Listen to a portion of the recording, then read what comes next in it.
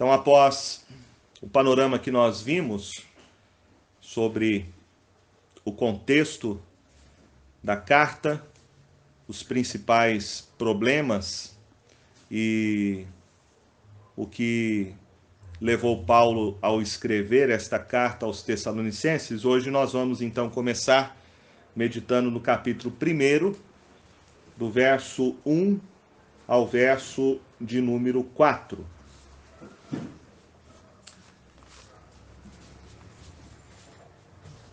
Então, Tessalonicenses, capítulo 1, do verso 1 ao verso 4, a palavra de Deus diz assim: Paulo, Silvano e Timóteo, a igreja dos Tessalonicenses, em Deus Pai e no Senhor Jesus Cristo, graça e paz a vós outros.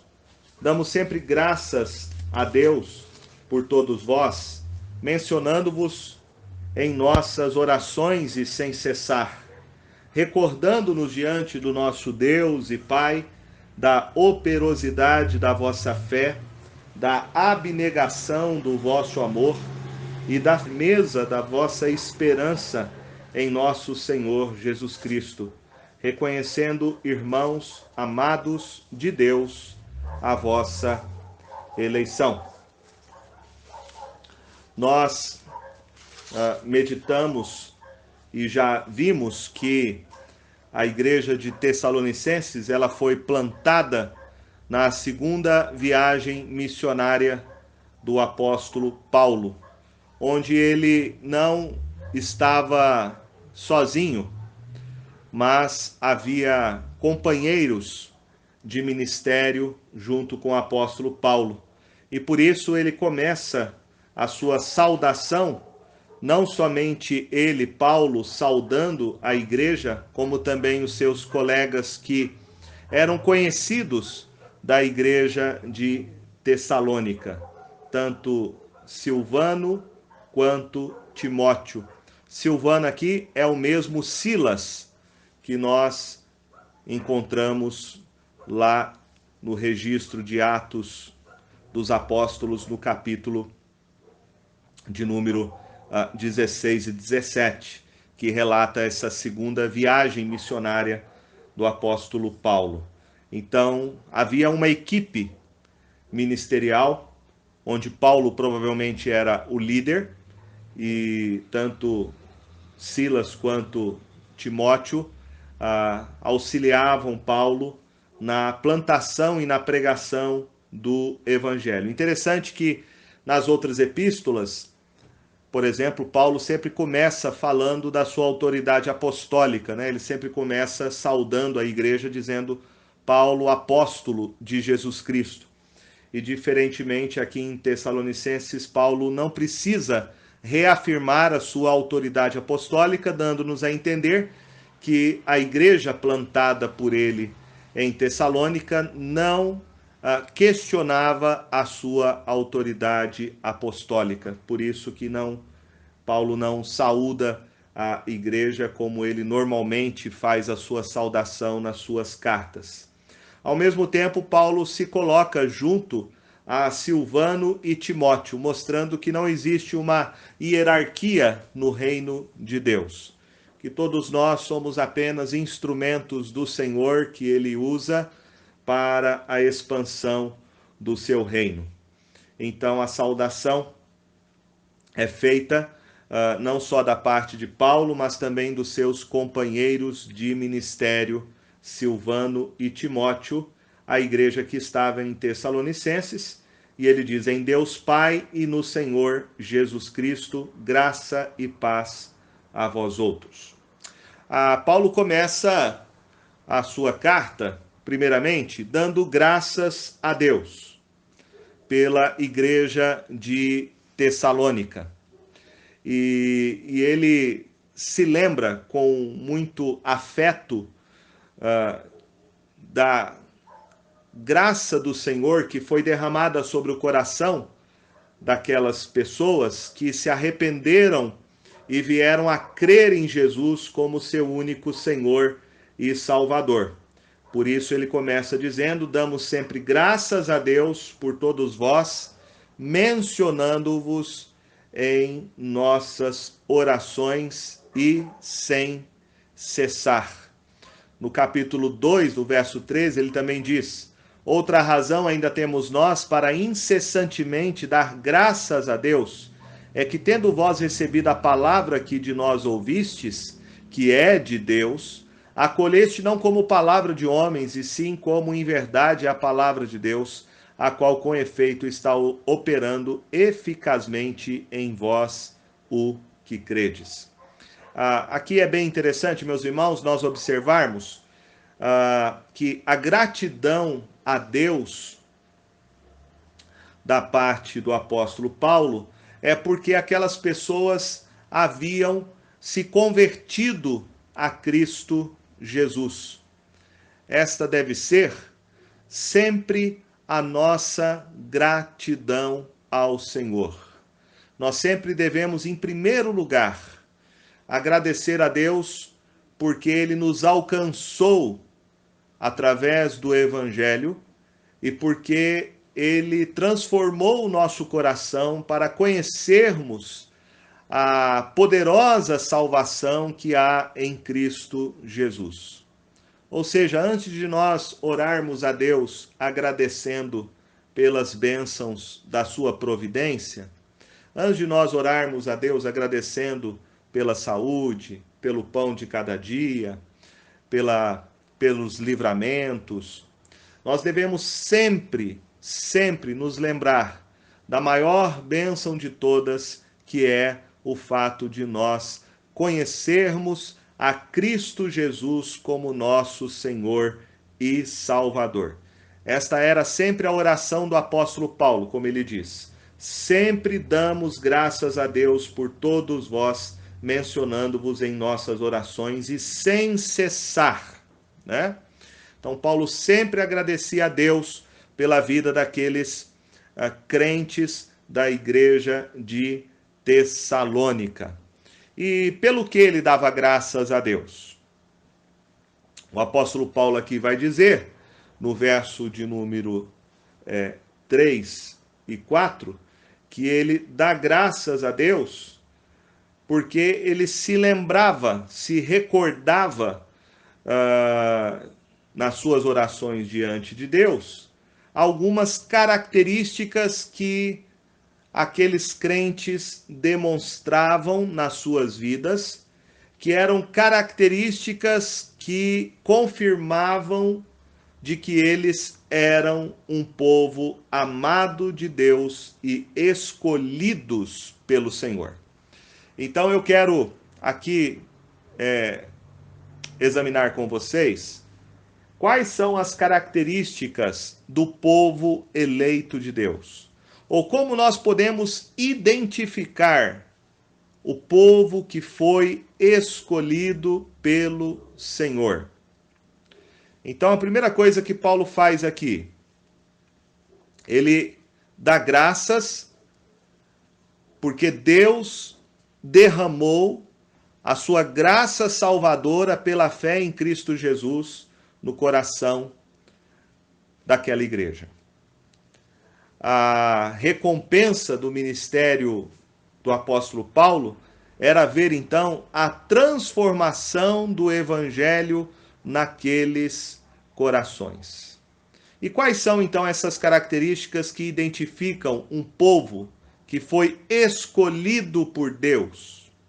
A primeira característica que nós temos aqui é a operosidade da fé. Paulo diz no verso de número 3, recordando-nos diante do nosso Deus e Pai da operosidade da vossa fé. Operosidade da vossa fé.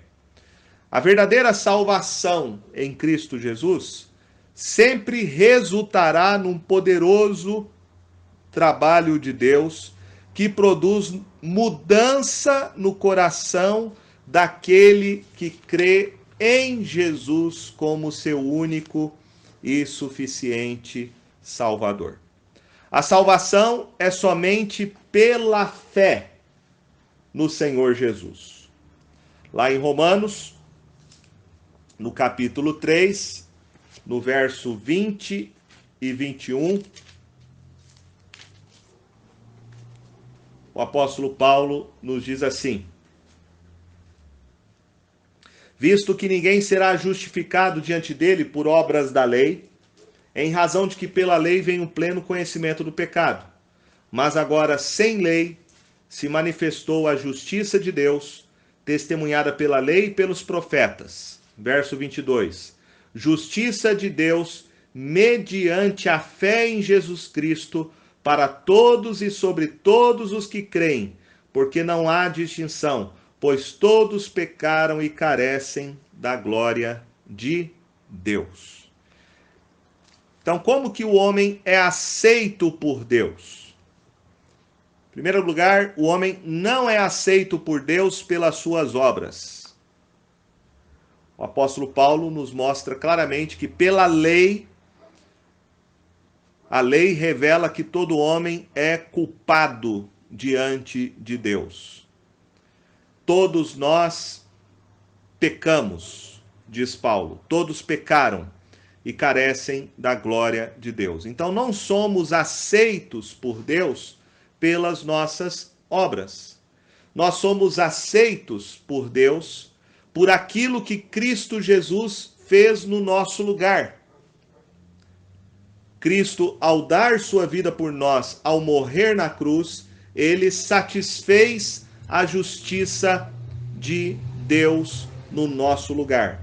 Então somos aceitos por Deus quando nós confiamos que Cristo Jesus é o nosso Salvador. Que por meio de Cristo Jesus, os nossos pecados foram punidos e cancelados. É essa a obra que Paulo fala em Romanos 3, que é chamada de doutrina da justificação pela fé em Cristo Jesus. Nós somos declarados justos diante de Deus, não por nossas obras, mas sim quando nós confiamos na obra que Cristo Jesus fez no nosso lugar.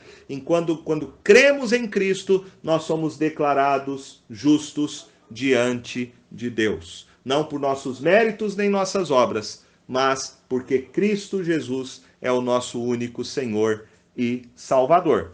Porém, esta fé em Cristo Jesus sempre vai produzir obras na vida daquele que crê. É isso que Paulo diz lá em Efésios, no capítulo de número 2,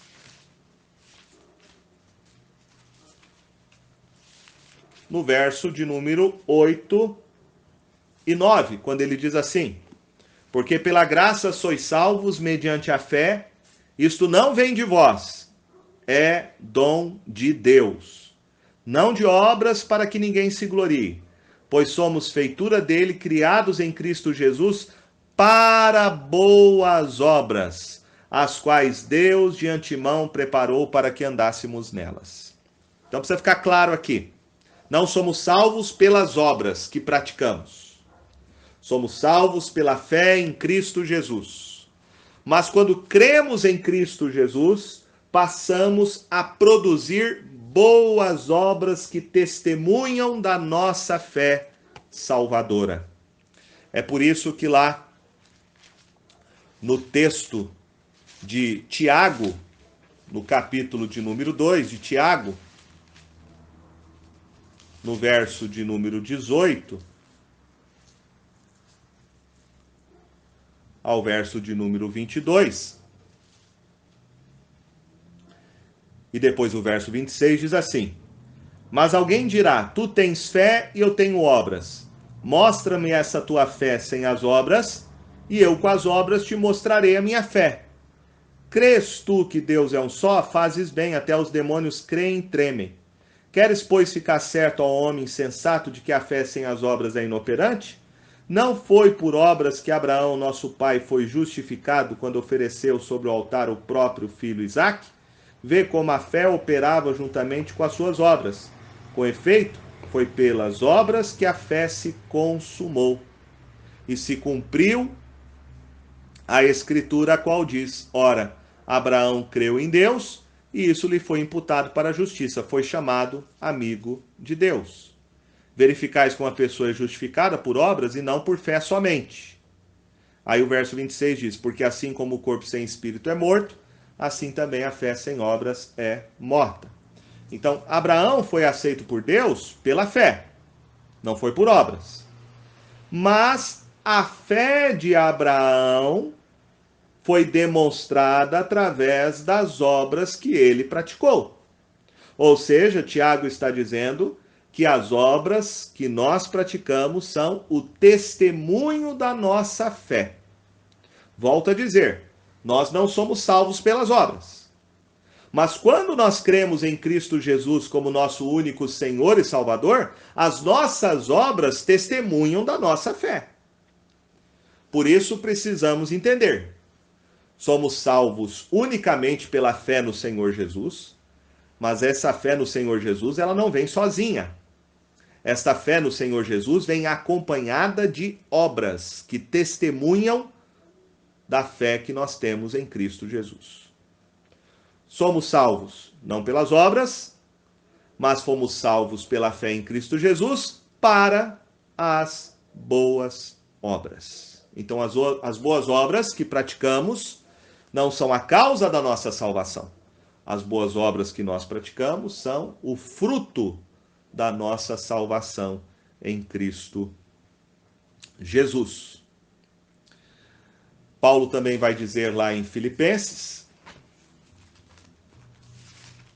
no capítulo de número 2, verso 13, ele diz assim: porque Deus é quem efetua em vós tanto o querer como o realizar, segundo a sua boa vontade. Então, fomos salvos pela fé em Cristo Jesus, e Paulo diz, isto não vem de você, isso é dom de Deus. E Deus trabalha na sua vida de tal maneira que as obras que você realiza são fruto desta graça que opera em seu coração. Por isso é Deus quem efetua tanto o querer quanto o realizar. Paulo percebia claramente que a fé demonstrada pelos Tessalonicenses era uma fé fruto da graça de Deus que foi derramada em seus corações, quando eles então se arrependeram e creram em Jesus como seu Senhor e Salvador. Por isso ele agradecia a Deus pela lembrança que ele tinha de ter visto na vida daquelas pessoas que a fé que eles professavam em Cristo Jesus era uma fé autêntica. E esta fé autêntica produzia obras. Produzia obras. Por isso ele fala que uma das marcas de uma pessoa escolhida por Deus, eleita por Deus, é uma fé operosa. Como diz Tiago lá, aquele que fala que apenas crê em Deus é como o diabo, que também crê em Deus. Mas a fé verdadeira é a fé que não somente é uma confissão de lábios, mas é um testemunho de vida, de que, de fato, Cristo Jesus é o nosso Senhor e Salvador. Então a fé salvífica é uma fé em Cristo Jesus, pela graça, não por obras, mas esta fé em Cristo Jesus sempre vai testemunhar obras de mudança e de transformação que são realizadas pela graça soberana do Senhor em nossas vidas. A segunda coisa que nós aprendemos, a segunda característica de uma pessoa eleita por Deus, escolhida por Deus, não é só a sua fé operosa, mas em seguida Paulo vai dizer do amor abnegado. E ele diz logo em seguida: recordando-nos diante do nosso Deus e Pai da operosidade da vossa fé, da abnegação do vosso amor. Essa é a segunda característica de uma pessoa eleita por Deus, do povo escolhido pelo Senhor. Um amor abnegado. Essa é a segunda marca que identifica o povo eleito de Deus. É o amor que produz frutos. Amar aqui para Paulo é o resultado da salvação pela fé em Cristo Jesus. Lá em primeira epístola de João, no capítulo 2, verso de número 10, diz assim: aquele que ama seu irmão permanece na luz, e nele não há nenhum tropeço. Aquele, porém, que odeia seu irmão está nas trevas, e anda nas trevas, e não sabe para onde vai, porque as trevas lhe cegaram os olhos. Então, segundo João, a evidência de que você foi salvo pela fé em Cristo Jesus é o fato de você amar o seu irmão. Amar com um amor abnegado. Vamos lembrar que o apóstolo Paulo diz lá em Gálatas 5:22 que o amor é parte do fruto do Espírito Santo de Deus. Paulo descreve aqui a forma mais nobre do amor. Ele fala do amor que é um amor abnegado. Um amor que envolve uma medida de sacrifício. E aqui é uma grande diferença entre aquele que não é salvo e aquele que é salvo. A pessoa que não foi salva pela fé em Cristo Jesus, ela tem amor? Tem. Mas qual é a natureza deste amor? A Bíblia vai dizer que aquele que não foi salvo por Jesus tem um amor egoísta. Amor egocêntrico. Agora, aquele que foi salvo pela fé em Cristo Jesus tem amor, mas é outra qualidade de amor. Ele não tem mais um amor egoísta, um amor voltado para si mesmo. É isso que Jesus disse para a pergunta daquele escriba, que está lá em Mateus capítulo 22. O intérprete da lei perguntou para Jesus: mestre, Mateus 22, verso 36, qual é o grande mandamento na lei? Respondeu-lhe Jesus: amarás o Senhor teu Deus de todo o teu coração, de toda a tua alma, com todo o teu entendimento. Este é o grande e o primeiro mandamento. O segundo, semelhante a este, é: amarás o teu próximo como a ti mesmo. Destes dois mandamentos dependem toda a lei e os profetas. Então veja que o tipo de amor que evidencia uma pessoa que foi salva por Jesus e que conhece a Deus é um amor abnegado. Ele ama a Deus e ele ama o próximo como ele ama a si mesmo. É um amor abnegado. É um amor que envolve algum tipo de sacrifício. Jesus explica melhor sobre isso lá em João capítulo 15. No seu último sermão para os seus discípulos antes da sua crucificação. E ele diz assim, João 15, verso 12 e 13, dizendo: o meu mandamento é este, que vos ameis uns aos outros assim como eu vos amei. Ninguém tem maior amor do que este de dar a alguém a própria vida em favor dos seus amigos. Então veja qual é a qualidade do amor que Jesus aqui está se referindo. Ele fala que ele amou os seus discípulos. E que tipo de amor foi esse que Jesus demonstrou pelos seus discípulos? Ele diz: ninguém tem maior amor do que este de dar a alguém a própria vida. Foi isso que Jesus fez por nós. É um amor abnegado. É um amor de sacrifício.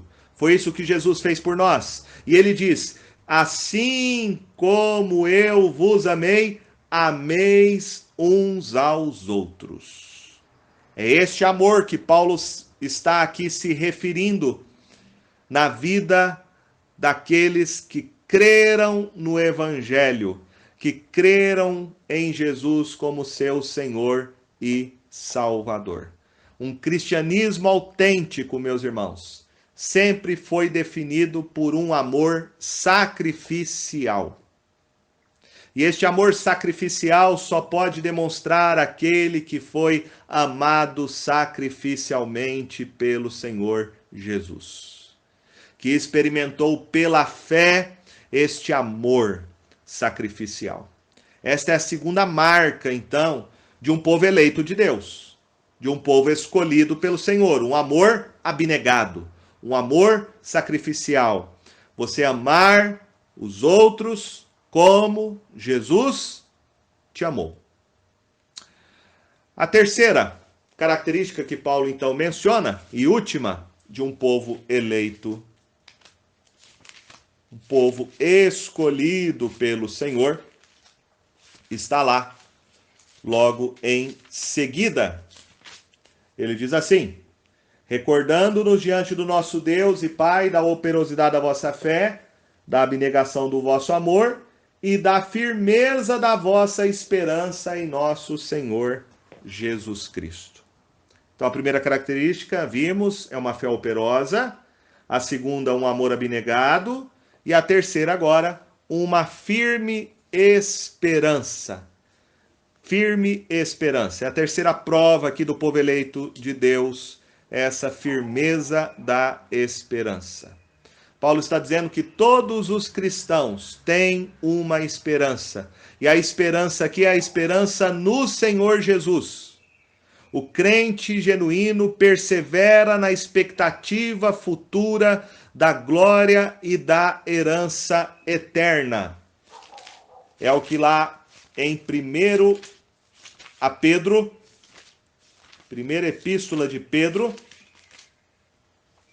nos diz no capítulo 1, no verso 3, que diz assim: bendito Deus e Pai de nosso Senhor Jesus Cristo, que segundo a sua muita misericórdia nos regenerou para uma viva esperança, mediante a ressurreição de Jesus Cristo dentre os mortos, para uma herança incorruptível, sem mácula, imacessível, reservada nos céus para vós outros, que sois guardados pelo poder de Deus, mediante a fé, para a salvação preparada para revelar-se no último tempo.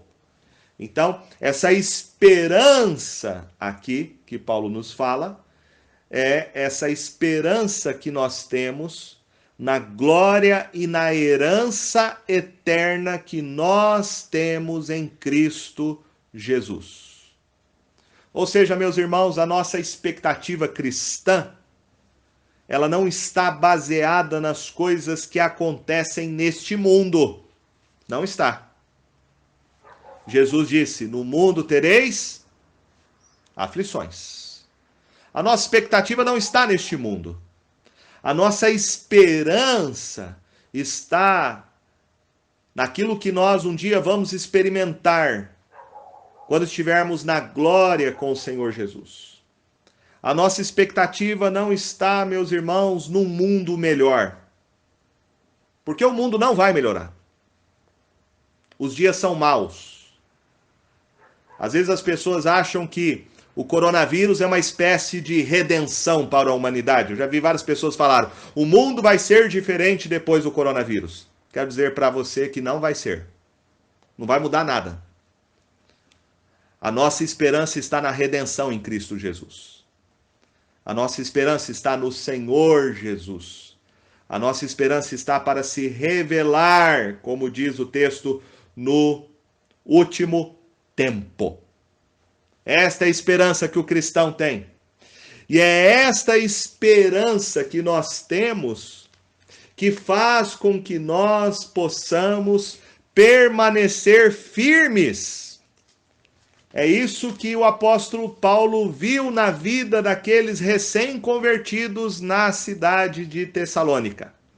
Diante de tantas oposições que eles receberam, vamos nos lembrar, eles foram duramente perseguidos pelos judeus que faziam calúnias contra eles, dizendo que aqueles cristãos estavam perturbando a sociedade, denunciando eles diante dos tribunais romanos. Mas aqueles crentes permaneceram firmes no Senhor Jesus. Portanto, a palavra aqui que Paulo usa, firmeza, firmeza, essa palavra firmeza transmite a ideia para nós de resistência, de perseverança. Significa você resistir debaixo de uma pressão. É um conceito que a reforma protestante trouxe, que os reformadores elaboraram muito bem a partir da Escritura, chamada perseverança dos santos. Ou seja, o crente genuíno, ele persevera em Cristo Jesus em qualquer situação. Em qualquer situação. Mesmo quando nós somos pressionados, nós perseveramos em Cristo Jesus. E a nossa esperança está ancorada nesta imutável promessa que o Senhor Jesus faz a nós. Ele diz lá em João, no capítulo 6, aquele que o Pai me dá, esse virá a mim, e o que vem a mim, de modo nenhum lançarei fora. Porque nós perseveramos em Jesus, porque ele persevera em nós. Porque nós perseveramos em Jesus, porque ele nos sustenta com a sua mão poderosa e não deixa nenhum dos que o Pai escolheu e lhe entregou se perder. É por isso que nós perseveramos. A nossa esperança está na imutável promessa do Senhor Jesus, que ele não deixará perder nenhum só daqueles que o Pai lhe entregou. A nossa esperança, meus irmãos, transcende então qualquer perspectiva humana. Nós sabemos que somos guardados por Cristo Jesus e nós sabemos que um dia o Senhor Jesus voltará. É por isso que o Senhor Jesus disse lá em Mateus 24, falando para os discípulos no meio do contexto dos sinais que antecedem a sua volta, e ele nos diz assim: aquele, porém, que perseverar até o fim, esse será salvo. Esse será salvo. Então é esta esperança firme que o apóstolo Paulo descreve, que ele identifica como uma característica do povo escolhido pelo Senhor.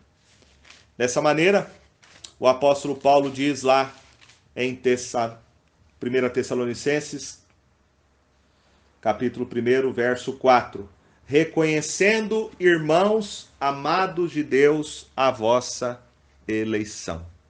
Reconhecendo, irmãos amados de Deus, a vossa eleição.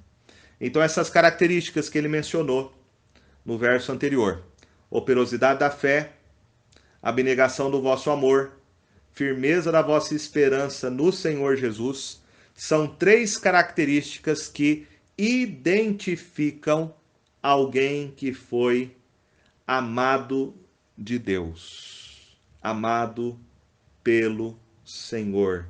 Ele diz: reconhecendo, irmãos amados de Deus, a vossa eleição. Eleição. Então, um povo eleito de Deus tem essas três características. Um povo escolhido pelo Senhor terá essas três características na sua vida cristã: uma fé operosa, um amor abnegado e uma firmeza na esperança no Senhor Jesus Cristo. E Paulo vai nos dizer então que essas são as marcas do povo de Deus, porque nós fomos amados pelo Senhor. Ou seja, por detrás de todo o plano da eleição está o amor de Deus por nós. Isto responde àquela pergunta: por que eu fui escolhido por Deus? Nós fomos escolhidos, meus irmãos, por causa do amor soberano de Deus por nós. O amor soberano de Deus por nós. Nós não fomos escolhidos por Deus por causa das nossas obras. Lá em Deuteronômio capítulo 7, Deus deixa isso bem claro para o povo que ele havia escolhido.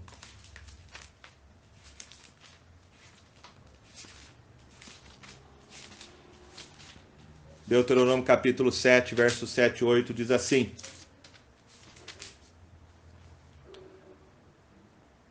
Mas porque o Senhor vos amava. Aliás, Deuteronômio 7, 7 e 8. Não teve o Senhor afeição, nem vos escolheu porque fosseis mais numerosos do que qualquer povo, pois éreis o menor de todos os povos.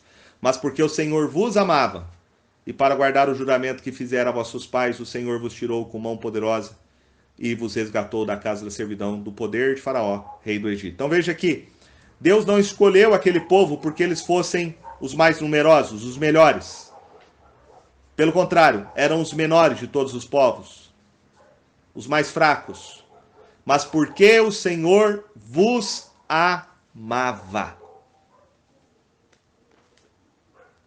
Lá em 1 João diz que nós amamos a Deus porque Ele nos amou primeiro. Paulo, escrevendo em Efésios capítulo 1, diz que Deus nos escolheu e nos predestinou em Cristo Jesus antes da fundação do mundo, porque Ele nos amou. Então, Deus, quando Ele nos amou, Ele nos escolheu. Quando Ele nos amou, Ele nos predestinou para a salvação em Cristo Jesus. E este amor de Deus é um amor soberano, é um amor gracioso e é um amor eficaz. É este amor de Deus por nós que nos deu Cristo Jesus para ser o nosso Senhor e Salvador. Então Deus ama o povo que Ele escolheu. Num certo sentido, meus irmãos, a salvação foi feita então, primeiramente, fora de nós. Deus te amou na eternidade, Deus planejou a nossa salvação em Cristo Jesus, e Ele então enviou seu Filho para morrer naquela cruz, para Ele pagar a nossa dívida com Deus Pai, cancelando totalmente o nosso débito. Essa salvação foi feita fora de nós, mas esta salvação é aplicada no nosso coração por obra do Espírito Santo através da pregação do Evangelho. Então, todo aquele que foi amado pelo Senhor e escolhido pelo Senhor, um dia será chamado eficazmente pela pregação do Evangelho e pela obra do Espírito Santo de Deus. Então, eu quero terminar dizendo que nós aprendemos nesses versos sobre a natureza da igreja. A natureza da igreja. A natureza da igreja. Quem é o povo de Deus? O povo de Deus é o povo que Deus escolheu. E como saber se eu sou um eleito de Deus? Como saber se eu sou amado de Deus? A resposta é simples. Basta você olhar para a sua vida. Há na sua vida essas três marcas: uma fé operosa, um amor abnegado, uma firmeza na esperança em Cristo Jesus. Essas são as marcas daquele que foi amado e escolhido pelo Senhor. Isso faz a gente parar para refletir que ser um cristão não é ser um cristão nominal. Há muita gente que se declara cristão, mas não adianta apenas você declarar ser um cristão.